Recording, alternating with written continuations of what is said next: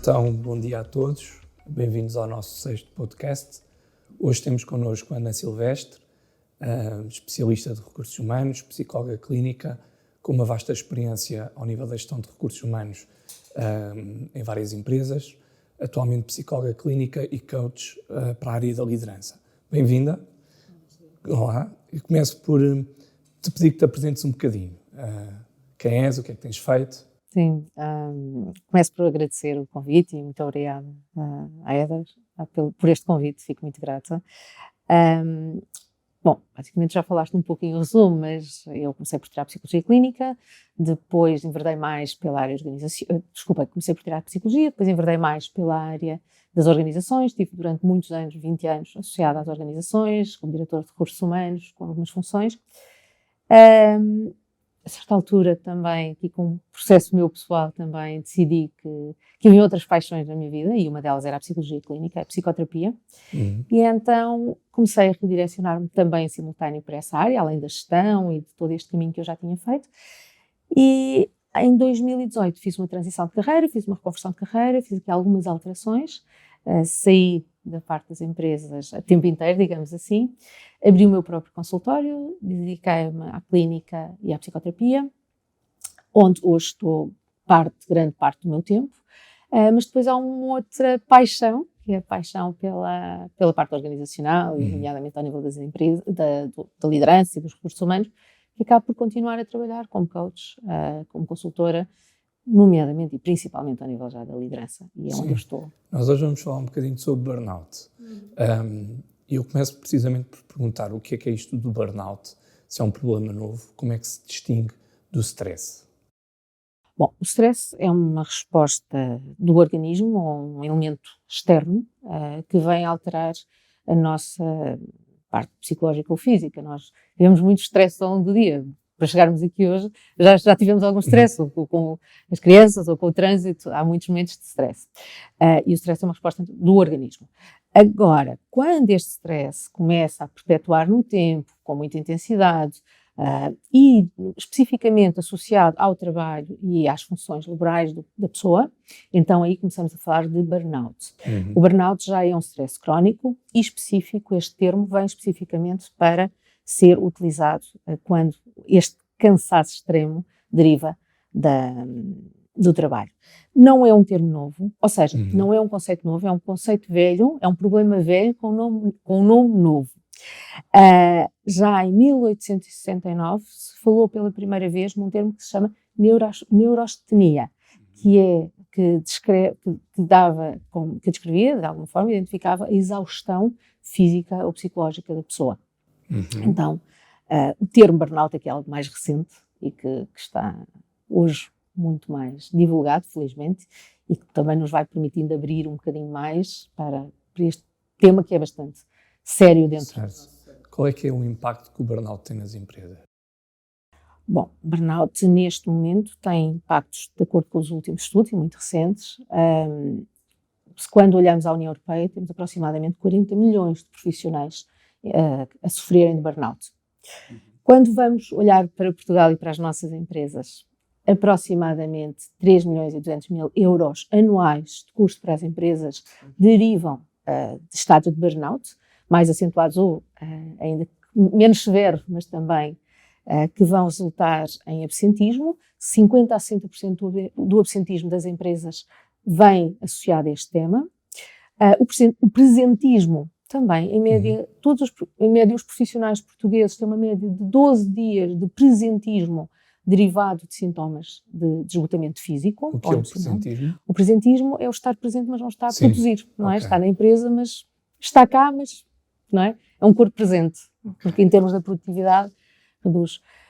Temos efeitos ao nível, por exemplo, podemos dizer que Portugal é o país da União Europeia com mais casos de burnout identificados. 28% dos nossos profissionais neste momento estão em risco ou com sintomas de burnout, mas também somos o segundo país que menos investe em projetos de saúde ocupacional e de promoção da saúde dentro das empresas, nomeadamente aqui ao nível da saúde mental e saúde psicológica. Ok. Falaste de sintomas. Quais é que são os sintomas que uma pessoa tem? como é que nós nos conseguimos aperceber se estamos a entrar num estado de burnout ou mesmo identificar se algum colega nosso está nessa situação? Bom, por vezes é mais fácil identificarmos colegas do que propriamente a própria pessoa, porque a própria pessoa tende muitas vezes a não identificar os sintomas logo de imediato, ainda que muitos deles comecem a ser muito significativos. Naturalmente que depende do nível de burnout em que as pessoas estão, não é? Todos nós podemos ter alguns sintomas pontualmente, mas quando eles começam a acentuar, então já podemos estar a falar de um quadro de sintomatologia de burnout, ou de esgotamento. Os primeiros sintomas, o primeiro nível, digamos assim, é uma hiperprodutividade. Ou seja, a pessoa começa a trabalhar muito mais horas, a não fazer pausas. Há aqui uma hiperprodutividade. Por algum motivo? Porque começa a sentir os sintomas que eu vou já falar a seguir, que são nomeadamente os cognitivos, que começam a ter muito impacto, e então a pessoa, para tentar compensar algumas dificuldades que está a ter, quer produzir mais, associando mais tempo, melhor, mais trabalho. Depois começa a ter níveis já à frente, começa a ter irritabilidade, muita instabilidade emocional, e depois passará então já para um nível mais acentuado de apatia, depressão, passando por ansiedades, mas depois mais para apatia e até isolamento. O risco aqui é que, em média, os portugueses vão pedir ajuda após 12 meses do primeiro sintoma. Ok. O que muitas vezes nos traz pessoas que já vêm em níveis muito severos, muito acentuados, o que depois a recuperação é muito mais lenta, muito mais demorosa, muito mais violenta. Então, os sintomas, os primeiros sintomas, há muitos sintomas. Claro que quando eu falo destes sintomas, as pessoas não vão ter todos, não é? Mas todos estes sintomas podem ser sinais podemos ter sintomas cognitivos, emocionais e físicos. Ao nível cognitivo, perda de memória, dificuldade de foco, dificuldade de atenção, dificuldade de raciocínio, muita dificuldade em tomar decisões, por exemplo, muita dificuldade de concentração. Então, temos aqui os primeiros sinais. O da memória é aquilo que as pessoas começam muitas vezes, falta de atenção, falta de memória, não se recordarem, não conseguirem estar atentos a uma tarefa, muitas vezes. Depois, em termos emocionais, vamos ter aqui uma instabilidade emocional, alterações de humor muito repentinas, irritabilidade, alguma agressividade pontual também, menor empatia, menor capacidade de comunicação, menor compaixão para com o outro. As pessoas isolam-se. As pessoas vão se isolar muito. Ansiedade, ataques de pânico, depressão. Então, todos estes estados depressivos, tristeza, tudo isto são sinais de um cansaço físico, mas também muito emocional. Os sinais físicos, muitas vezes, são a porta de entrada, porque é por aqui que as pessoas começam a perceber que algo já começa a ficar um pouquinho mais evidente. Então, os sinais físicos, podemos ter dores de cabeça acentuadas, sono, alterações da frequência cardíaca, problemas de estômago, problemas intestinais, dificuldades no sono acentuadas, problemas de pele e um cansaço muscular bastante significativo. Então, temos aqui muitos sintomas que podem, palpitação, peso, temos aqui muitos sintomas que podem ser um sinal para, não é? Quais é que são os fatores que contribuem para o burnout? O que é que leva uma pessoa a entrar em estado de burnout? Bom, existem vários fatores, novamente, depende de cada pessoa, mas quando falamos de burnout está associado a cansaço profissional. Agora, porquê é que esta pessoa chegou a cansaço profissional? Há aqui várias possibilidades, não é? Temos a possibilidade de carga, excesso de trabalho a mais para a capacidade daquele profissional, carga de trabalho excessiva. Podemos ter também má comunicação, conflitos dentro da equipa, levam a um cansaço da pessoa, dificuldade em perceber o seu próprio propósito, não ter propósito, não saber o que é esperado da sua função. Mas depois temos aqui os grandes chavões, horas de trabalho a mais, excesso de horas profissionais, e não nos podemos esquecer que ainda temos uma cultura empresarial, felizmente a mudar muito, mas ainda temos uma cultura profissional que muitas vezes é valorizado o profissional que trabalha mais horas. Bom trabalhador é igual a muitas horas de trabalho, que hoje sabemos que não é de todo real, mas ainda existe um pouco este conceito em algumas das nossas empresas. Então, muitas horas de trabalho, objetivos desajustados, ou seja, há objetivos que estão definidos, mas depois lideranças que constante e continuamente estão a trazer novos objetivos, novas ideias, novos conceitos. Passa-se tudo muito rápido. Tudo muito rápido, pode ser maravilhoso, mas que em excesso também pode ser dramático. E depois temos aqui um tema que é também muito bom, que é as tecnologias e que as tecnologias nos permitem, mas que em termos profissionais faz com que os profissionais hoje estejam quase 24/24 conectados e ligados. Sim, não há o ir para casa. Uma questão que tem a ver também um bocadinho com a conciliação entre a vida profissional e familiar. Exato. Qual é que é o papel desta conciliação para evitar estados de burnout? E é aí que, quando não há uma conciliação da vida pessoal com a vida profissional, há uma descompensação. Então, as pessoas começam a não fazer pausas, a não ter tempos de repouso, a não ter tempos de pausa, a não conseguirem. Estão continuamente a dar mais tempo ao trabalho, e mesmo não estejam fisicamente, mentalmente e cognitivamente estão muito presos. Quem está em casa muitas vezes não tem espaços próprios de trabalho, tudo se mistura, não é? Hoje, com a situação que vivemos, com o teletrabalho, há pessoas que gostaram muito, mas também veio acentuar muito destes estados, porque há pessoas que não têm condições para trabalhar, mas também trabalham muito mais horas, porque aquele medo de que o teletrabalho pudesse facilitar o não trabalho, não é? O presentismo. Muitos dos casos, quem já trabalhava muito, está a trabalhar ainda mais, porque o computador está sempre ali, está sempre disponível, a informação está sempre ali, e então acabam por, jantei, vou trabalhar mais um bocadinho, então o número de horas ainda aumentou mais. Então sim, esta situação veio agravar muito estes estados, em muitos cargos e em muitas funções, e há funções que realmente estão muito... É caso para dizer que para sermos felizes no trabalho temos que ser muito felizes em casa primeiro, não é? Para sermos felizes no trabalho temos que ser muito felizes em casa, temos que ser muito felizes connosco mesmo, temos que ser muito felizes em todas as vertentes da nossa vida. Agora, o que é isto da felicidade, não é? É alimentarmos e nutrirmos as diferentes partes de nós. A nossa parte de mãe, de filha, de profissional, de esposa, de pessoal, individual, todas as diferentes fases, as diferentes partes de nós. E aqui, ao nível do burnout, as consequências que tem para as empresas e sobretudo, para as lideranças, quais é que são? Quais é que podem ser? Bom, ao nível da liderança, os nossos líderes é um público que estará mais exposto também pela quantidade de tomada de decisão que tem, e a tomada de decisão eu não referi, mas é também um dos fatores que pode agravar o burnout, o cansaço. Nós hoje sempre tomamos, mas atualmente nós tomamos centenas de decisões por dia, não é? Nós temos uma variedade imensa de tudo à nossa disposição.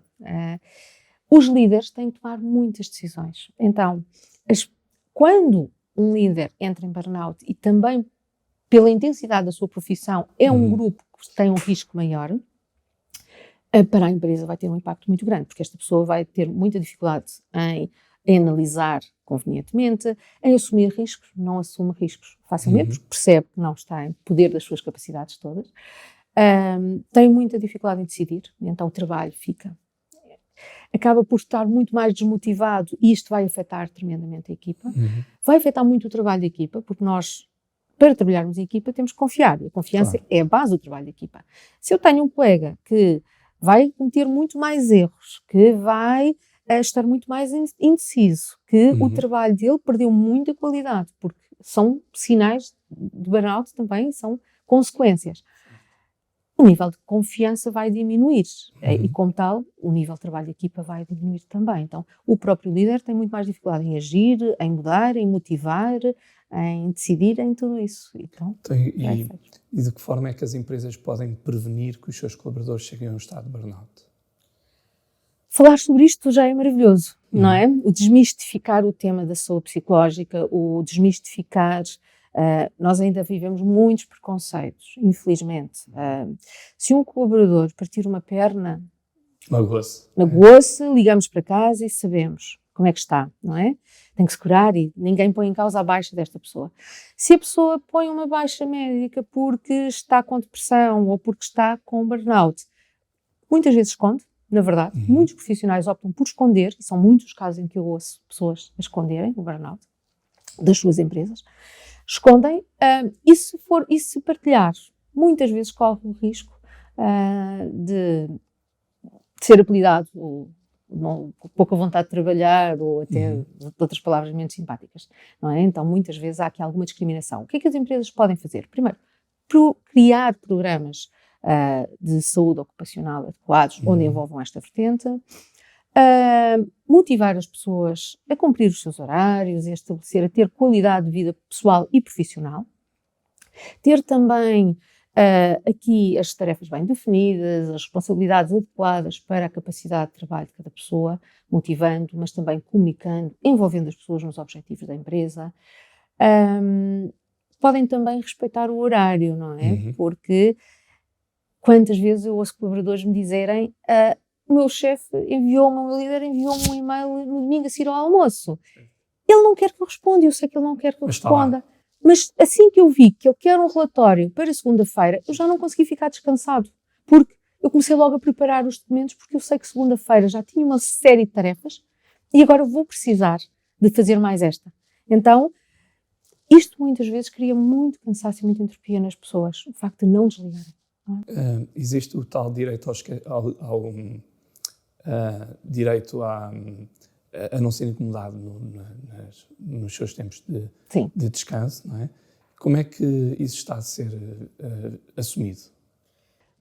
Há o respeito, e temos uma legislação que já há muito tempo isso está estipulado no nosso país, não é? Mas as tecnologias vieram dificultar muito esse processo. Então, a comunicação está ao nível de um clique. Então, as empresas criarem procedimentos, ou procedimentos não têm que ser regras, não tem que ser uma coisa pesada, mas ter também aqui momentos de exemplo. Os e-mails podem ser redirecionados e podem ser agendados para sair apenas no dia seguinte, não têm que sair no domingo às 2 da tarde, podem ser escritos no domingo às 2 da tarde e serem enviados na segunda-feira, ainda que o próprio líder que está a escrevê-lo no domingo às 2 da tarde já não está a organizar a sua vida pessoal também profissional. Também não está a dar muito exemplo. Também não está a dar exemplo, naturalmente. Mas as empresas podem criar aqui formas também de incentivar, de alertar para estes processos. Hoje já há muitas empresas a fazerem protocolos, procurarem ter este tipo de disponibilidade profissionais para ajudar estas pessoas, para ajudar também a falar sobre o assunto. Mas a redução e a consciencialização para o tema já pode ser uma grande ajuda, naturalmente, mas é procedimentos de trabalho, respeito pelo tempo, pelo espaço de cada um e também ajudar a que sejam sinalizados. Agora, as empresas são responsáveis pelas suas equipas, certo? Mas nem tudo são as empresas. Nós temos muitos profissionais que trabalham para além das suas horas em que as empresas não lhes pedem. Certo. Também temos desequilíbrios do próprio profissional que, por questões da sua vida pessoal, pelas suas próprias inseguranças, por N possíveis situações, eles próprios entram neste excesso de horas e eles próprios entram neste nível de descontrole. Muitas vezes nem são as empresas que o exigem ou que estão a colocar esta pressão. Então, primeiro temos que as pessoas têm que querer, têm que identificar os próprios sinais e eles próprios têm que ter este equilíbrio. E imagina que uma pessoa detecta que está em estado de burnout. Como é que se recupera? Bom, a recuperação de um burnout depende muito do nível a que ele esteja, não é? Se estamos a um primeiro nível, um nível de cansaço mais simples, mais inicial, será naturalmente mais como outras doenças, não é? Será mais simples de resolver ou será mais fácil de recuperar. O burnout vai precisar primeiro de acompanhamento profissional. Novamente, nós se partirmos uma perna não vamos para casa esperar ou continuamos a trabalhar à espera que a perna será sozinha. Existe medicação ou não? Nós precisamos de um profissional que nos ajude. Pode existir medicação, não é necessária medicação. Agora, depende do nível e das consequências que está a ter nesta pessoa. Se nós não conseguirmos pôr a pessoa a dormir convenientemente, podemos precisar de recorrer à medicação. E mais vale recorrer a ela do que perpetuar o estado ou agravá-lo. Mas é possível recuperar sem ser necessário a medicação. Agora, exige que também a pessoa queira fazer mudanças na sua própria vida.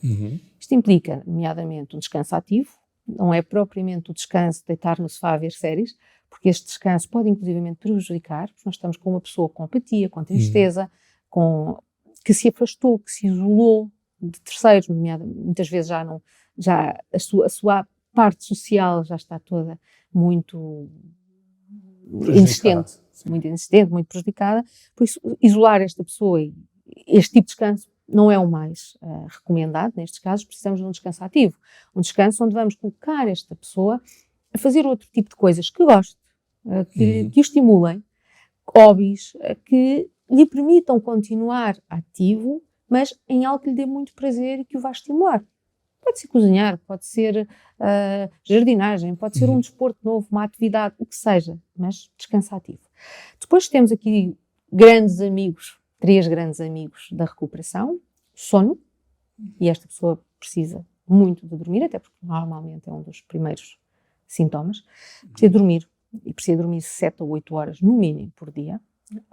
Precisa dormir durante a noite, porque os turnos, foi uma das causas que eu não falei há pouco, mas o trabalho noturno é uma das grandes causas também, e também pode ser uma das grandes causas do burnout. Então precisa dormir, e se possível, durante a noite. Nós, seres humanos, só há 150 anos para cá é que nós viemos alterar o processo do nosso ciclo circadiano, dos nossos sonos, porque nós acordávamos quando o sol nascia e dormíamos quando a lua, dormíamos com a lua, não é? Agora que alteramos isto, o nosso corpo também sofre consequências. Bom, então, precisamos dormir. A seguir precisamos de desporto, porque o desporto vai produzir uma série de hormonas que vão ajudar à regeneração mais rápida, porque também vai haver alterações hormonais. E então, a produção de determinado tipo de desporto poderá ajudar a esta recuperação. Depende. Algum desporto que seja mais indicado ou é o que gostemos? Terá que ser algo que a pessoa goste, mas é importante que seja algo que tenha aqui uma parte cardio, que tenha aqui alguma atividade já um pouco mais... Corrida, por exemplo. Pode ser. Podemos começar por uma caminhada, para quem não faz desporto, podemos começar por uma caminhada, mas depois seria importante ou corrida, ou boxe, ou fitness, algo que já estimule mais. Há desportos muito bons, como a yoga, o pilates, são maravilhosos e vão ajudar também neste processo, mas não com este objetivo em termos hormonais, não vai ter o mesmo impacto. Bom, e depois temos uma alimentação importante, uma alimentação que não desgaste demasiado o corpo, até porque toda a parte estômago e intestinos, por norma, já está afetada pelo burnout. E depois precisamos também aqui de técnicas que são mais fáceis do que parecem quando praticadas, técnicas de relaxamento, técnicas de meditação. Mas, acima de tudo, precisamos de mudar o nosso estilo de vida. Precisamos de colocar pausas, precisamos de equilibrar a balança que está desequilibrada.